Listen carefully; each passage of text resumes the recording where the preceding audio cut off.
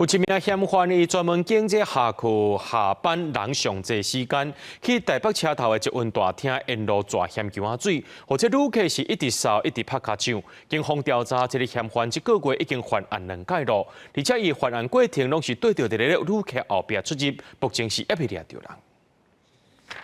查某人入去到捷运站，正手故意藏伫后壁，鬼鬼祟祟是想要创啥？放较大来看，伊咧饲手内面迄罐，忽然间气体喷出来，哪走搁哪喷几下个，行过的旅客鼻仔哪后拢真袂爽快，一扫搁停袂落来。有学生发问讲，伊连续扫10几分钟，差一点仔就死伫遐。我一开始以为是那边施工有飘散出来的灰尘还是什么的，因为我自己也有咳嗽跟打喷嚏，是蛮刺鼻的啦。但是我一直以为是烧焦的味道，就是有一股好像那种焦焦的味道吧。我们有在讨论啊，说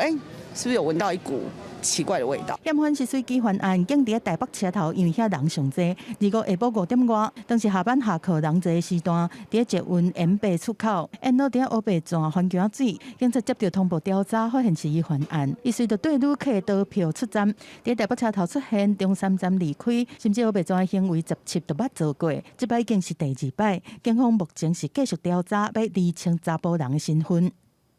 17号的时候，捷运公司他们那时候没有向我们警方通报，直到3月25号第2次的时候，然后才发现说，这个跟上一次有点类似，才确定说这个是有人故意去喷洒这个辣椒水。台北捷运不时就在出状况，过去捷运的车厢，嘛有人摕泡火器乌白砖，嘛有人摕防狼喷罐伫遐喷，害旅客闻到了后目屎是酷酷滴。这摆用环境仔水一直喷，卖准是讲安尼做无要紧。警方表示讲，已经违反大众捷运法和社会特殊维护法，分别会当罚上悬100万和拘留。若是有人提告，嘛有可能犯伤害罪，涉及刑责的部分。记者综合报道。